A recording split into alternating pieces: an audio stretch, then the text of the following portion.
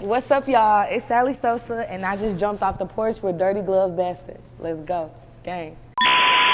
You're a star, you're one in a million. I done met a lot of people, but nobody gave me this feeling. You told me to cut off. All right, y'all, so we have the beautiful Sally Sosa off the porch with us today. How are you feeling? I'm feeling great. How are you? I am feeling really good. Now, That's you good. are here in Atlanta. What you got going down while you're here? So I've been working on my project. I'm gonna drop an EP at the end of this year. I've been in and out of interviews, pulling up on people, you know, regular shit you're supposed to do when you in A. Yeah. Now, how would you say the vibes here compared to back home? Atlanta is different. Like Atlanta is just like, it's just like a vibe. I don't know. It's like, they call it the Black Hollywood. So when I come out here, it's good energy, always. Now, we gotta talk about your city, Houston, Texas. What part of Houston are you from? I'm from Acres Home. I was born in Acres Home, and then I moved to Cypress in like 2011. Back and forth from the north side to the south side, and then I graduated out of Cypress though. So people, they like to talk shit about Cypress and be like, oh, like, Yeah. you know what I'm saying? Yeah. You ain't hood if you're from Cypress and all that shit, but that shit don't mean shit. Like, you know what I'm saying? You don't know people from a can of paint. They could be from Wyoming and they'll still get right with you. So, yeah. Now, give us a little insight on your upbringing in Houston. So I grew up with my mom, my brother, and my sister. My dad wasn't in my life. He was like I guess I seen him probably like once or twice, but he got it's like I don't know if it's like schizophrenia, and it's like a mental disease, but he has like a fear of failure, fear of success. So like he wasn't in my life growing up. Like my mama was my mama and my daddy, so we went from nothing to having it, like in real life. Like my mama was struggling bad, like doing all kind of shit. But we didn't really know about shit until we got older. You know, your parents not gonna really just put you all in their business until you old enough to understand. So we was townhouses, apartments, slums, boom. Then finally got to this point where, you know, she ended up getting her first house built. And shit got better, but the relationship that I had with my mom really kind of like also played like a big role in like how I was brought up, because I was always getting into it with her, like getting kicked out. My homegirl house, my uncle house, my aunt house. Like at one point I was even staying with my manager and his wife and his kids, cause like the relationship with my mom was just so bad, and like I ain't had nowhere else to go. So How would you say, like, you know, having not so good of a relationship with your mom, how would you say it affected you mentally? Mentally, it made me go harder. Some people, like, when they go through it, they want to go start a family because they don't feel loved by their own family. But me, I'm like, nah, fuck that. Like, I'm finna go give me some money. Like, let's go to business. And is your relationship with your mom a little better now? Yeah, it's better now. Yeah, of course it's better. I got, more mature. You know, sometimes like you gotta be the person to just fix the relationship, even if you don't do nothing, you know what I'm saying, wrong all the time, or even if you feel like that person owe you an apology, sometimes you just gotta be the bigger person. So that's what I had to do in that situation, in that sense. But yeah, it's better now. Now, going back to Houston, what's the craziest thing that we could witness there? The craziest thing you could witness. I mean, shit, it's always something crazy going on in the city. Like, it's always something. Like, you either gonna see a homeless person taking a shit, or you gonna see, shit, I don't know, somebody finna fucking crash because they can't drive. It's just always something. Now, at what age would you say you officially jumped off the porch? I've been off the porch since I was 13, I ain't gonna lie. 13? What was going on off the porch at 13? Bro, I was bad as fuck. Like, I don't know what was wrong with me, but shit, I was really just like in trouble. But it was like shit that my mama never knew about. Like I'm doing this, robbing, stealing, like all kind of shit. Like I was close as fuck with this girl. We not cool no more, but we used to go like you know that app, Tinder? Yes. Y'all stay off of Tinder, bro, cause you'll get scammed on Tinder. Like I was one of them. I was one of the scammers. Not scam. But yeah, I mean we was running it up. Like I was fucking around on Tinder. My homegirl, she would like link up with the niggas and shit, find out where they stay, and yeah, we taking shit. So it was just like we was doing that shit like young, like.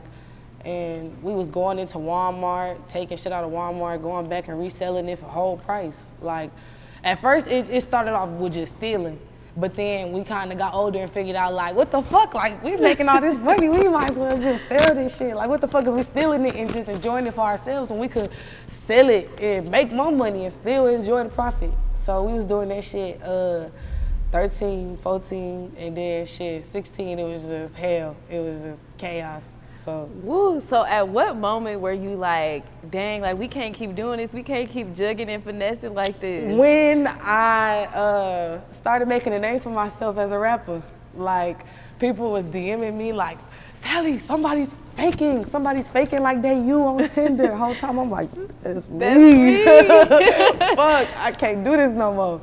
That's when I was just like, all right, yeah, I can't do it that way. Now, since you did say like you jumped off the porch at 13, what would you say was one of the biggest life lessons that you learned while being off the porch at such a young age? I'm gonna tell y'all something my manager told me, like, whatever age you is, like you gotta, or whatever age you are, you gotta enjoy it while it lasts, cause you know, you're not gonna be that age forever. So that was like the biggest thing I learned, like enjoying that shit while it's there. I ain't really get to like enjoy, you know, like just being a little kid. I did get to enjoy being a little kid, but I was just more so like in school, sports, and just being bad as fuck. So I ain't really had that time to really just be like, okay, yeah, like this is what I need to do. This is what I want to do in my future. Like I thought I knew, but in reality, like I didn't, you know? If you were to go back and you know how they say like give yourself advice, like the younger you advice, what would that be? Fuck these niggas. Fuck these niggas. Focus on yourself. Fuck a nigga. Do what you need to do what's best for you. That's what I would tell myself. My old self. Yeah. And what would you say is one of the greatest fears that you've had to overcome to get to where you are now?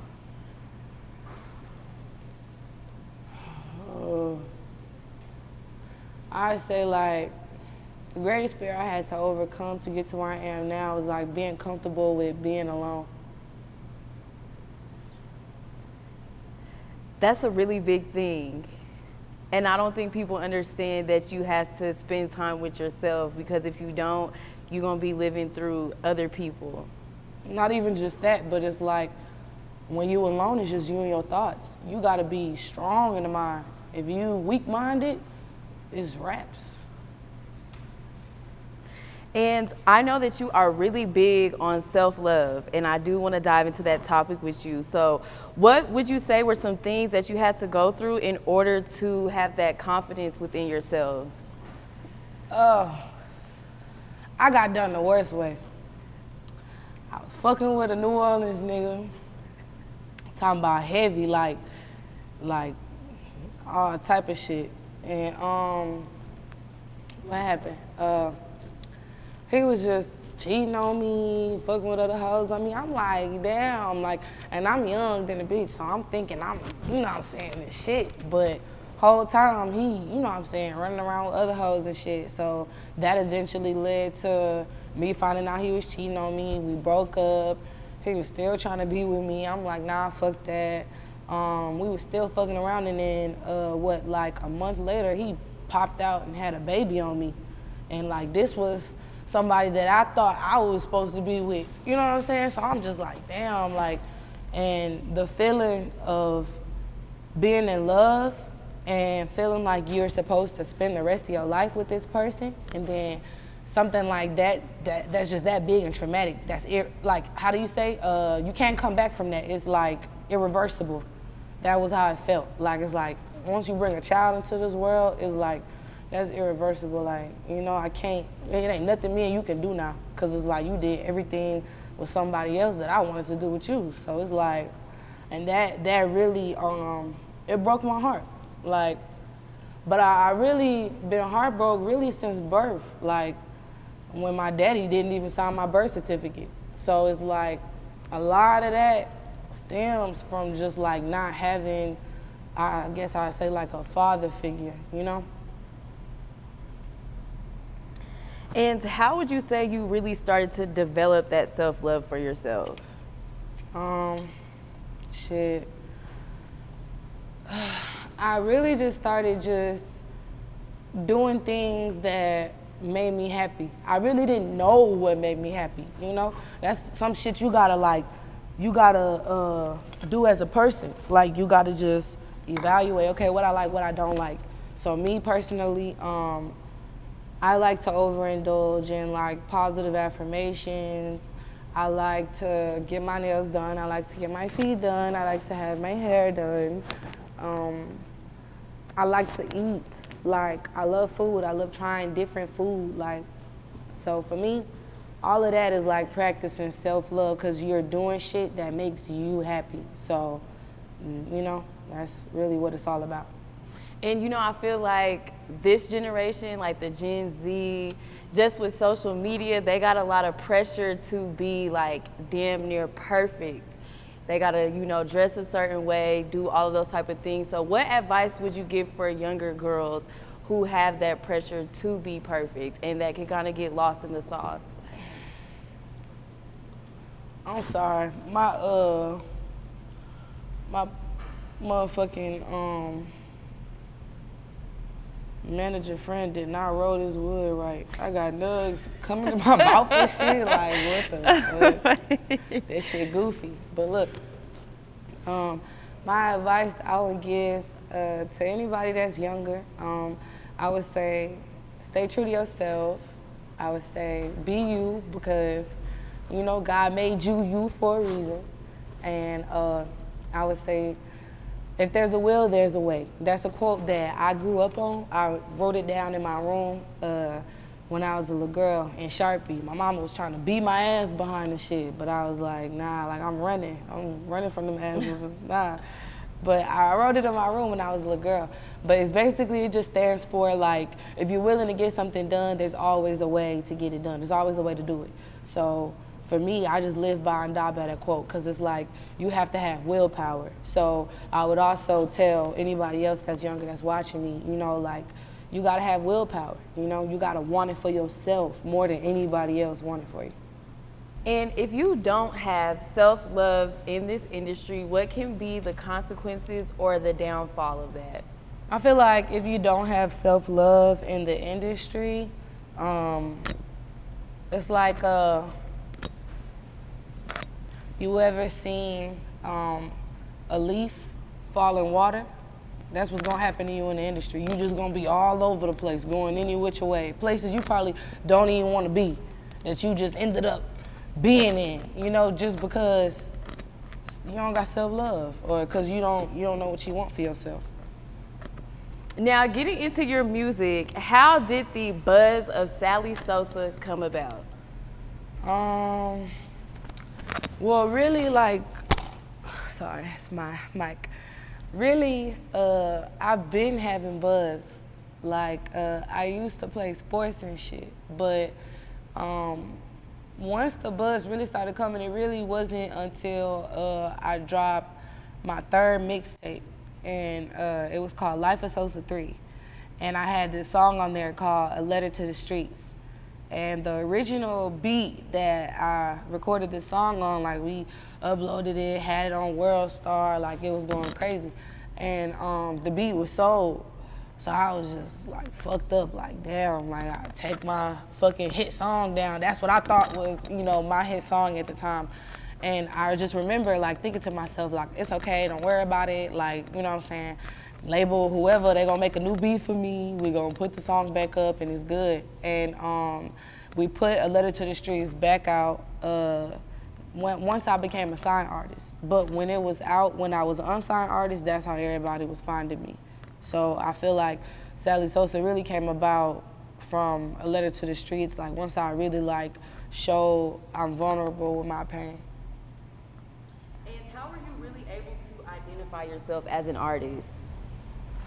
I'm able to identify myself as an artist because I make quality music. And I'm also able to identify myself as an artist because I'm in this for the long run. I'm not here for 5 years, 10 years. I'm looking at a good decade, so I'm longevity all the way. So when did you exactly decide to pursue your music career full time? When I was 16, I was going through it bad with my people. And my brother, he would always let me use his PS4. I think it was at the time, PS3, PS4, I can't remember. This was around the same time, this was like August. So this was probably like around the same time, like I had a big ass cast on my leg, like I couldn't walk for like 8 months. So like I was just in the house, like just fucked up. But I'm listening to all kind of like, you know what I'm saying, different rappers and shit, and I'm just like, damn, like I could do so much better. Like that's just all I kept telling myself. Like I'm like, I could do this, I could do that, I could do better than that, I could do that. Like, and I just started writing. I had a notebook, so I'm just writing songs. And I told my brother, I'm like, come in here, like come listen to this, bitch, come see me, come see. He came inside, and I rapped him this freestyle. And I think he probably still got it on his phone to this day, but I had like my little little sports bra on, like I'm really just on some chill shit, little cast on my leg, like just rapping and shit. And he like, bro, like somebody need to sign my sister, like she hard as fuck, like that shit, like that's what's really started it. Like I was just like locked in, just on some shit, like you know what, I could do this, like. And I grew up in a musical family, like we used to have rap battles and shit when I was growing up. And like it would always come down to me and my brother, and we would go head to head, and then I just hit him with the bars, and win, you know? But we used to always be on shit like that growing up, so I guess that's also where it came from too. But really, when I was 16, that's when I really took it serious and really just was like, okay, boom, I got this. I saved my money up. I had this phone, right? But my mom, I bought the phone for myself. She threw the phone out the window, threw the phone away. I think it was like an iPhone 7, probably like iPhone 7. Threw the phone away, threw that bitch out the window, so I ain't have no phone, so I'm working. I'm trying to stack my money up, working at McDonald's, working at Popeyes, working at Track 21, like just trying to get my bread right. I stacked my money up, was writing my music, saved my money up, found a studio, went to the studio, and I dropped my first mixtape, which was 20 songs, no features. And then I dropped another mixtape, which was like 11 songs, I think. And then my third one was like 8. And I knew, like with that last mixtape, I'm like, okay, yeah, this the one. And like I said, that's the one that everybody just clung on to. So yeah, and then after that, it was just up. Working multiple jobs and trying to be an artist at the same time, like. At one point, I stopped going to school. Like, my mama didn't know about it, but when she found out about it, like the shit was funny as fuck. Like, it was funny as fuck. So I was working at Track 21, and then I would work at Wingstop at nighttime. So I would do like my daytime shifts would be like 12 to 4 or 5, and then you got that 5 or 6 1-hour block till midnight. So I'm working with go-karts in the morning to flipping wings, tossing sauces at night, like just on some trying to get money shit. And I was just skipping school. I would like forge her signature on a bunch of like passes and shit for like all my classes, but it got back to her. And they emailed her like, oh, Miss Davis, is this you? Did you verify? Da, da, da, da. She, no, the fuck, that ain't me. The fuck, you forged my signature. What the fuck else was I supposed to do? Like, so, shit, yeah, I was just doing shit, trying to make money and shit. Now, when it comes to your music, what inspires you the most? Shit. I think the beauty in life inspires me the most. Like, it's just so much beauty in everything. Like it's beauty in laughter, it's beauty in people, it's beauty in nature. Like, it's just all over. And like, when you get to travel and go places and do stuff, it just creates a vibe. And for me, that's what gives me motivation. It gives me like more creativity to be able to just show that in my music, and also come with versatility. And let's get into you signing in high school. Yeah. Woo!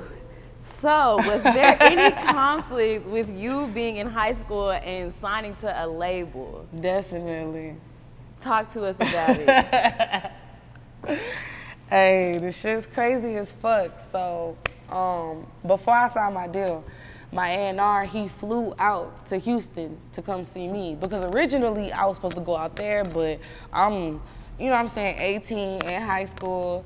I'm 19 now, but I'm 18 in high school, and they like, oh, nah, like, we not finna have you just flying out with all these random people, like, you know what I'm saying, that's all my folks and them. So I'm like, okay, whatever. So I didn't get to go to LA the first time that Interscope was trying to meet with me. So they like, fuck it, we just gonna come out here. So they came out to Houston, and we went to this restaurant. I forgot what it was called, but we went to this restaurant, and we ordered like little food and shit, you know, like, it was really like a 5-star luxury restaurant. So me, I'm like, we live. But I had ordered some shrimps, and I just remember like giving my A&R some shrimp, like, and I didn't know if he was gonna be my A&R at the time. Like I said, you know, he didn't sign me yet, so I'm just like, you want some shrimp? And he like, yeah. And he gonna take one shrimp off the plate. And I'm like, bro, eat you some shrimp. Like, trying to give him more shrimp. So shit, he just caught my vibe and was just like, okay, yeah, like she, you know what I'm saying? She's a caregiver, you know? And shit, after that, we went to the studio. I was recording this shit. And I just remember my mama calling my phone like, where you at, da-da-da-da-da, what you doing and shit. And like at the time when I was staying at my mama's house, she was trying to make me come inside at a certain time.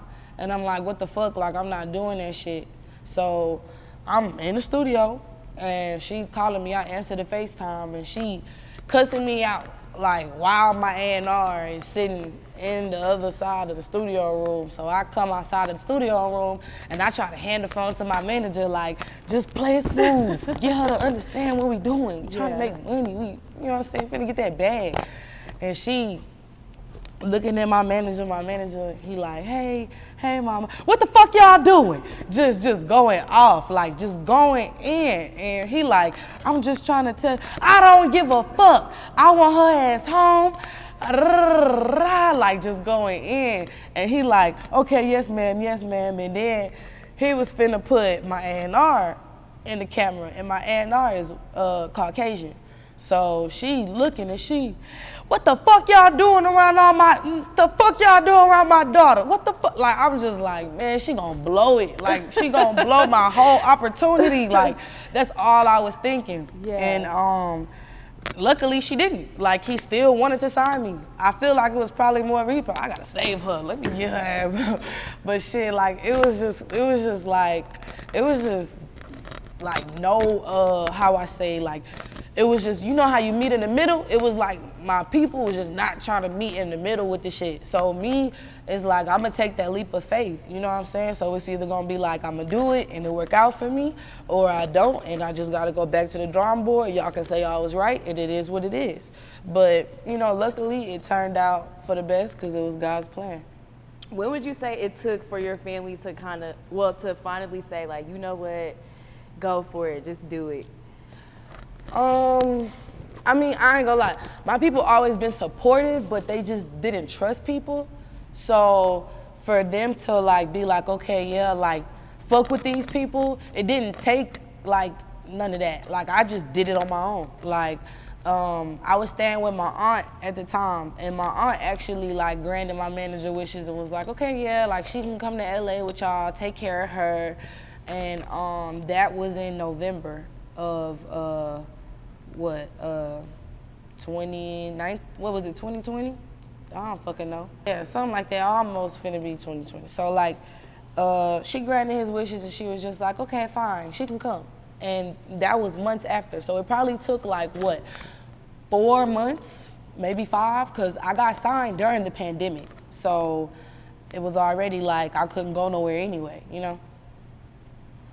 And did you have any doubts, like maybe it's too early for me to sign?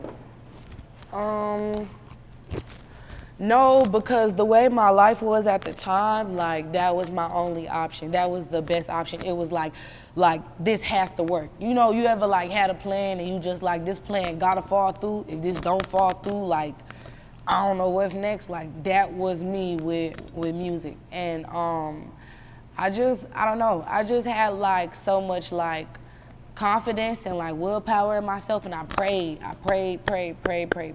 because it's like nobody else was hearing me what I was going through, but God seen it. He seen it all. So I feel like that's also, you know, like another big reason why everything happened the way it did.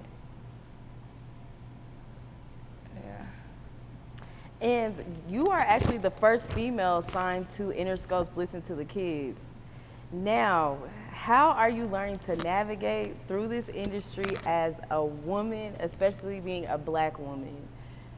So for me, learning how to navigate through the industry as a young, beautiful Black African-American woman, I was gonna say I be around, but I'm gonna like rephrase my words. I surround myself with people who can teach me something, people who I can learn from, people who can motivate me, people who can help me grow, people who can teach me things and help me learn to step into my next, you know, phase into being a grown woman, you know? So the people I'm around, like I say, prayer, God. Also, I feel like me personally, like I'm a kind of person where I'm like, you know, when you know you have to change certain behaviors within yourself, I'm one of them people, like I have to let go and cut loose of bad habits before the bad habits end up burning me, you know? So I'm one of them people where like I try to correct myself before somebody else has to, and I feel like that's also something that's like super big in the industry, you know? What would you say were some of those things that you had to work on? One thing I would say is like my attitude. So some people, like when you first meet me, I might come off like I'm an asshole, but I'm really a sweetheart. So it's like I had to change my demeanor. I have to, you know, like ease up on my approach, and it's not because I'm like trying to change myself or anything. It's just because as a person, like sometimes you can't be intimidating, you know? And like for me, I don't want to come off as just like mad intimidating because it scares people away. So I'm like, I gotta change my attitude, and my attitude, it shows in my face. So I be having to just, you know what I'm saying, like fix that shit and just, yeah. Some people, they don't know, they don't have that self-awareness to be like, okay, yeah, like I can't look like this, or you know what I'm saying, whatever it is, because like they just don't care, you know? But sometimes it's like you have to, because when you're at a certain setting, like that's everything. Attitude is everything. So that's one thing I had to change. The second thing I had to change was, I say like my mindset. Like I was in a mindset before I started rapping, like oh love and you know what I'm saying? And then I just got my heart broken, changed my whole mindset to be selfish, focus on yourself, live your life, have your fun. And my third thing I had to change that I'm still working on is my tardiness. Like, it's been a thing since It's hard when you a female though. Like you gotta have the hair done, the makeup, everything. I used to come to my first period, my sophomore year, every fucking morning late, just because I knew the simple fact that he wasn't gonna trip, he wasn't gonna give me a tardy, and then when he did give me tardies and all that shit, I still didn't give a fuck, I still didn't care, but I used to try to draw my eyebrows on in the mirror after practice in the morning and shit, and I used to just be late every single fucking day in the hallway, fucking around late, like, it was the thing, you know what I'm saying? Like, it's like you don't give a fuck, so like, it was just like, that's how it is. And I ain't even gonna say a thing, cause me, like, I just really didn't care, but once I got to my junior year, and like I say, like I had to forge a lot of signatures. It got almost to a point where I wasn't gonna graduate high school because I wasn't going to school. I had all these tardies. I was forging signatures. I was fighting. So I didn't have like nobody like in school to be like that mentor and just help me and guide me. And then one of the APs, she seen me and was just like, oh, you have so much potential. Like I can't let you go out like that. And she just got on my ass and like pushed me to just at least, you know what I'm saying, graduate for myself if I wasn't gonna do it for nobody else. And she just put me in the mindset to think like, okay, yeah, like I don't wanna be here next year, so I gotta do what I need to do. And I graduated, shit. I turned all my shit in. Well, really, like, since my senior year, COVID started, we ended up having, like, the beginning of our senior year, and then school shut out, you know, because of COVID. So once it got close to the end of the year, I wasn't doing shit. I wasn't doing nothing. And I think, like, 2 days before we were supposed to get the announcements for our graduation, I turned in all my work on like the last day that you could like possibly turn your work in. Don't do that, y'all. Don't do that. Don't be like me. Be better than me. But I turned all my work in for my senior year on my last day that we could possibly turn it in, and graduated, walked the stage, and like 2 days after that on a Sunday. So yeah. You was pushing through by any means. Yeah, I was. Now, what would you say was the biggest risk that you've had to take so far when it came to your career?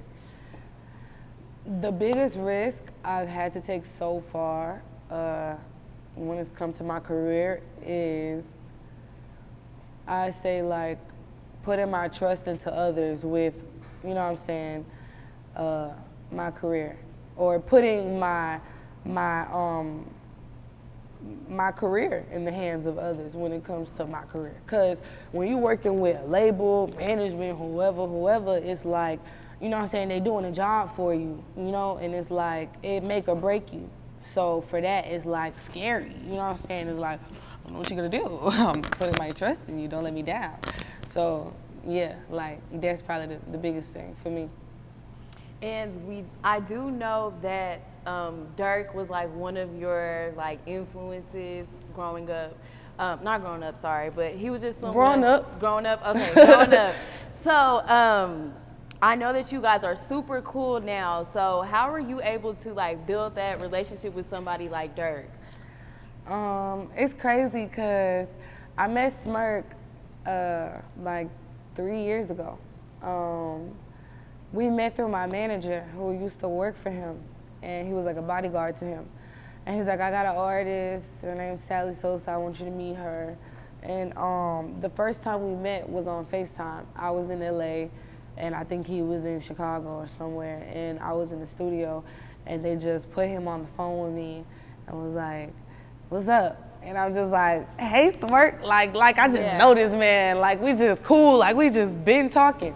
And I guess the vibe he got from me was like, okay, yeah, like, you know what I'm saying, she cool, like, so, shit, after that, a little while went by, like, probably like a month. I ended up going to a show he had in Houston, and I was backstage. He, you know what I'm saying, let me in. This is back when I had like the Lil chain. I wasn't even SSG, like, well, I was SSG, but I wasn't even, you know what I'm saying, big SSG. I was $, you know, like on some still trying to come up shit. And he was there, he let me in. He was talking to me like, what's up? You having a good time? You enjoying yourself? You good? We took a picture together, and what I told him, I was like, I was like, what side you want to stand on? I was like, cause I know you got your good side. He was like, this side, this my good side. And I'm just laughing like, all right, gang. Took the picture. He rocked out the show like always. And shit after that, you know, they pulled off in the Hellcats and Trackhawks cause it been that way before the fucking song even dropped. But that shit was cool. And then a little while after that, he ended up having, I don't know if it was a show or something, in Atlanta. Oh, the grill, yeah, that's what it was. So he was coming out to Houston for the day. And he called my manager, cause my manager, you know what I'm saying, was gonna be out there. So he was like, I got you, you know what I'm saying, I'll roll with you and shit. They tight. So he like, where's Sally at? Like, you know, so boom, they picked me up. I'm with them the whole day, like from the morning till they left and hopped on the jet, like the jet. Like, I just don't want you to forget that. That shit was like different. I was like, yeah, that's him.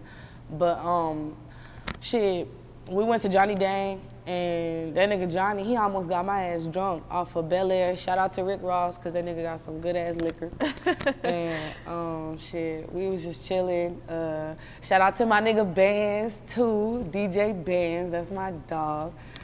We was all up in there chilling, and Johnny was just showing around the jewelry. He actually has a video out on YouTube. I'm in it. It's me, Smirk, Bands. It's you know what I'm saying, the whole OTF and me. So it was cool, you know what I'm saying? It was like a cool little day. After that, we was in the car chilling. We was finna go back to the hotel room. And he was telling me like, play your music, you know what I'm saying? I wanna hear your songs. So I'm playing my songs, just going through all my songs. And he was like, play that one song again. And I'm like, what song, Smirk? And he like, you know what song I'm talking about? Play that song. And I'm like, I don't know what you talk about. Like, what is you talking about? And he was like, that Star song. And I was like, oh, okay. But before, like at the time, like I ain't have no name for it. So he was like, that Star song. And I was just like, all right, bet. Went back, played the song. We listened to it over and over and over. And then he just posted me on his story and was just like, this shit hard as fuck, and tagged me. And then afterwards, he wanted to hop on it and was like, I need a verse on this. And I was just like, wing. Like, and that song goes so crazy. Thank I you. want to ask you, how did that track come about? That's how it came about. Not how it came about, but But I will say, after we was listening to it in the car and he said he wanted to hop on it, like not too long after, and we went back to Atlanta again and had a full day out there, did a bunch of shit with them, and we went to the studio at nighttime and went up in that bitch. I'm talking about, I walk in that hoe, it's nothing but guns everywhere.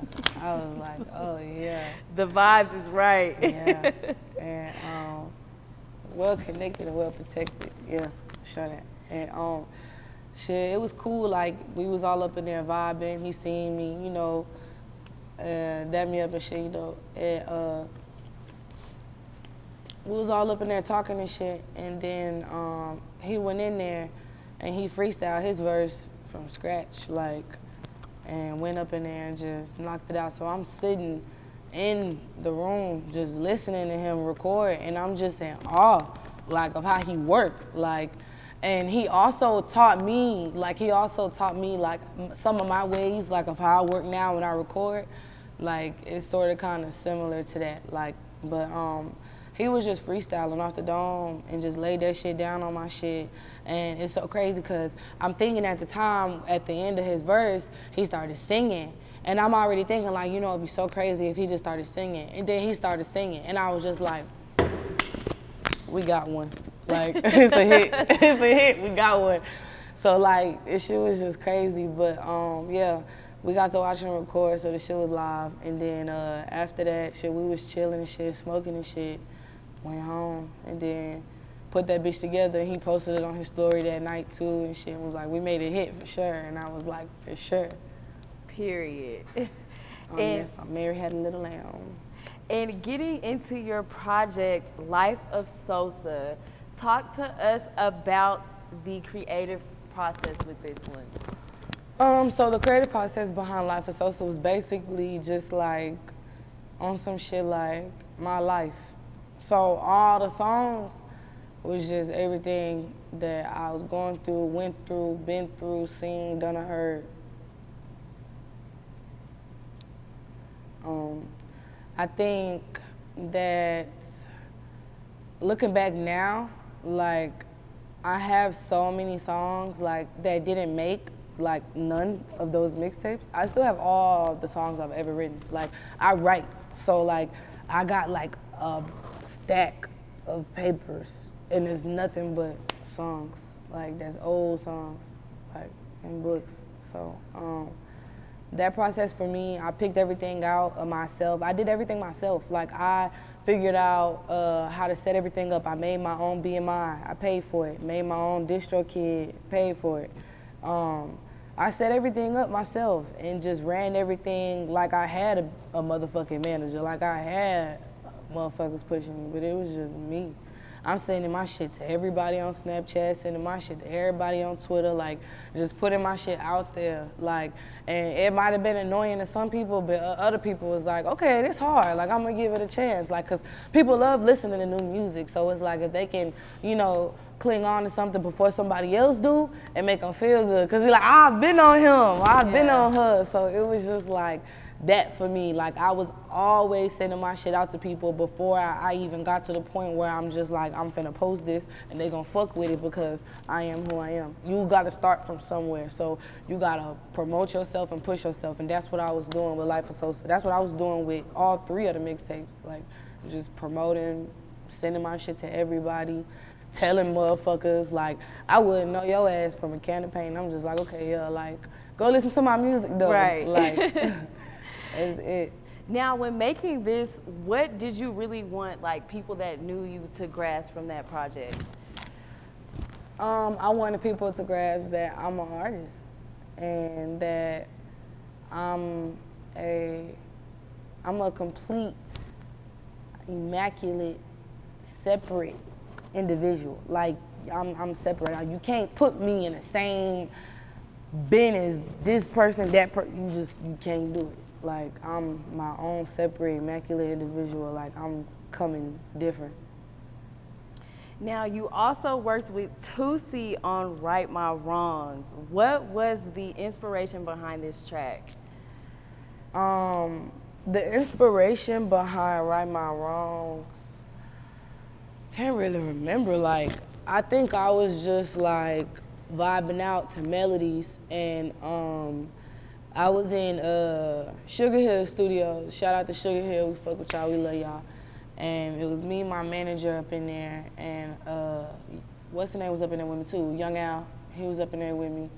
And we was just vibing out and shit. And I don't know, I just started freestyling, put my feelings in the pockets of Mary jeans, and then I just flowed with the rest. And then my manager, he helped me come up with one part of the song. They say it's cheaper to keep them, I say it's easy to leave them. And I was just like, oh, that's hard. I'm gonna put that in there. Like, so yeah, like we was just up in there doing shit, but for the most part, I just was up in there just freestyling, but I write all my own music. And who else can we expect you to work with this year, if you can spill the tea? So, I don't want to say too much, but can I just name where they're from? Or is that not a good enough hint? Cause I understand, so yes, you can name where they're from. Okay. Florida, New York, Alabama, Houston, Houston, Houston. What? You saying Houston? I think I'm getting. Is it females? Ooh. All right, and then I got Florida again, and then I got Atlanta. But it's more people than that, but that's just what I'm gonna give you. But in other words, I got BSR Cash, I got Flo Millie, I got Scory, I got what's the name, Slatty Zai, I got Young Al. I got Bloodbath. I gotta send her some shit. I got Cincy Molly. I got what's that dude's name? I forgot his name. I gotta think of it. But I got a lot of different artists, like major artists that I wanna work with. And then I got a lot of other major artists that I wanna put on my project, like in the future, down the line. Now, with your upcoming project, tell us the vibes that we can expect. Oh, with Lizelle this one. Samba. That's what I was gonna say. Here we go. So the vibes you can expect some turned up shit that's gonna make you wanna smack any bitch. You can expect some melodic shit that's gonna make you wanna cry. You can expect some chill shit that's gonna make you wanna sit back and roll up or drink you some Casamigo or something. And you can expect some shit that's gonna make you feel whole and complete. And how would you say this upcoming project is gonna differ from your past projects? I've mastered my sound. I'm still learning my capabilities, but for the most part, I've mastered my sound. So for that much, like, I feel like that's what's gonna be like, you know what I'm saying? Like the easiest part, cause it's like I already know how I'm coming. And right now, I want to give you your flowers because all the women coming out of Texas, Houston, Texas, woo, fire. So how does it feel where you are in your career and representing Houston along the way? It feels great to be in the position that I'm in. It's a lot of people that could have been here, that could have been in my shoes, and God was just like, you know what I'm saying, I made these for you, so it feels great. Like, I'm beyond blessed, I'm grateful. I wouldn't change a thing. It also feels good standing next to my fellow peers because we're all doing our thing, so it feels great to have females looked at as, you know, powerful, strong, you know, smart, intelligent, you know, people. Cause, you know, back in the day, it's like trying to down us, you know, but it's like, nah, we're showing y'all like we can do everything y'all do, if not better. And what would you say really separates female artists in Houston from the others? We from the South, so I mean, shit, that's really like one of the biggest things. Like, we're Southern. Like, you got people from up north, you got people from the East Coast, West Coast, and we from the South. So it's like we already got our own sound, like just off GP, and they do too, cause you know we all from different places. But I feel like for us, it's like shit. Like, I don't know. It's like we different. We different. We gutter. Like, crazy for real. Now, I have to ask, what would you say is one of the biggest misconceptions that you feel people have of you? That I'm mean. Cause I'm not mean. I'm blunt, but I'm not mean. Like, I'm probably the nicest person you'll ever meet. I'm a sweetheart. Now that we have the upcoming project and your past projects, features, all of that, and your singles that you've been dropping, what is next for you, Sally? So y'all can be expecting some super fire singles. I'm about to be dropping some super hard videos. I'm about to come back to back with some big features. I can't say who. And at the end of the year, just be expecting an unskippable EP. All right, we finna talk about this Virgo Day. Sadly, you got your birthday coming up big. Sally Sosa Day is coming up very soon, September 21st. I'm gonna be turning 20. So I'm excited. I'm gonna have like a big ass mansion party. So if you wanna come, be on the lookout and stay tuned, cause I'm gonna be posting it on my page. And it's gonna be lit as fuck. Like, It's gonna be a movie. We're making a movie. We shutting shit down. And what I was gonna say? Virgos. Let me see. Me, I'm probably like the more like nurturer, like more kind of like quick on my feet. I don't know. I'm not one of the lazier Virgos. Like it's you a boss and you go get it, or you lazy like with Virgos, and I'm not that one. So I'm definitely, you know, boss. And Queen Virgo, Beyonce. We all know who the Queen Virgo is. So I don't know. I just feel like Virgos are the best. And like Future say, we expensive, baby. So you gotta put them racks out when you want to talk to me. And any last words or shout outs before we wrap up? Shout out to God, because I wouldn't be here without him. You know what I'm saying? Shout out to my manager over there, because he always look out. Shout out to y'all for having me here. I'm very grateful and honored to be sitting on the porch, you feel me? And shout out to all my fans that support me and that download and stream my music, because I wouldn't be who I am without y'all. So I just want to say thank y'all, and I love y'all, my silent steppers. And we finna go up. It's finna be a great rest of the 2021, and it's finna be a great rest of the whole next year, New Year, 2022. You're a star, you're one in a million. I done met a lot of people, but nobody gave me this feeling. You told me to cut off my exes and